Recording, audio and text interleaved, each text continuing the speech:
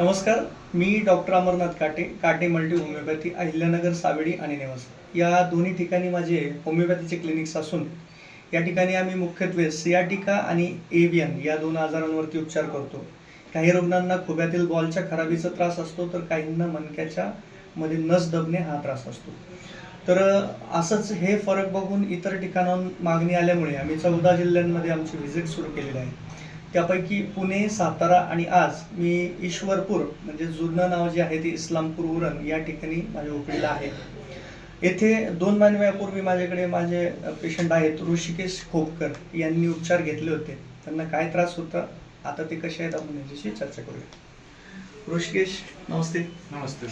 काय सांगशील, काय त्रास होतो तुला? पहिला म्हणजे चालण्यात आता बॉलचा त्रास होता मला, बरं. मणक्याचा.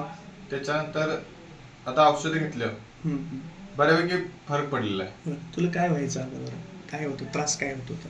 दुखत होतं? आधी दुखत होतं जास्त, चालता येत नव्हतं. असं जास्त चालता यायचं नाही आणि बसता पण येत नव्हतं. बरोबर. बसायला अडचण यायची, बसायला अडचण यायची, चालायला अडचण यायची.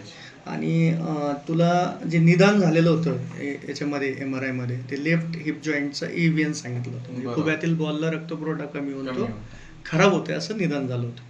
त्याचबरोबर तुझ्या 4थ्या-5व्या मणक्यात नस दबली असंही निदान झालेलं होतं. मग आता तुला किती टक्के बरं वाटतंय 2 महिन्यामध्ये? 2 महिन्यामध्ये मला वाटते 60-70% तरी बरं वाटतं. टक्के बरं वाटतं. ओके, सुधारणा वाटते? सुधारणा वाटते. बरं. ऋषिकेशचे बंधू आपल्या बरोबर आहेत. सर नमस्कार. नमस्ते. काय बदल दिसतोय तुम्हाला त्याच्यामध्ये? भरपूर बदल. पाय तुमचा उचलत नव्हता थोडा, पण आता तो बऱ्यापैकी उंच करायला लागला, चालू केला. बरं. त्याचं चालण्यामध्ये पण फरक पडलाय. पहिला वाकडं जरा चालत, आता तो सरळ चालायला लागलेला आहे. बरोबर. म्हणजे या गोष्टीला ऑपरेशन सुचवलं जातं? हा, सुचवलेलं आम्हाला ऑपरेशन. तर आम्ही ते तुमचा व्हिडिओ बघून आम्हाला ते माहिती मिळाल्यामुळे आम्ही इथं आलो. 2 महिन्यात औषधी घेतली, आता 3रा महिना औषधी घ्यायला लागलेलं आहे. तर आता बऱ्यापैकी आम्ला फरक सुधारणा दिसते. अजूनही आपण 1-2 महिने त्याचं ट्रीटमेंट करणार आहोत. तर काय सांगाल इतर रुग्णांना, काय सांगाल तुम्ही जे घाईमध्ये किंवा अतितीव्र वेदनेमुळे ऑपरेशनचा निर्णय घेतात? नाही, माझ्या दृष्टिकोनातनं की ऑपरेशन हा पर्याय नाही. बरोबर. सुधारणा होऊ शकते. ठीक आहे. कारण आता माझ्यात एकच मला जाणवलंय, समोर फरक आहे, म्हणजे भावाचा फरक मला जाणवलेला आहे. तुम्ही समाधानी? 100% समाधानी आहे. धन्यवाद.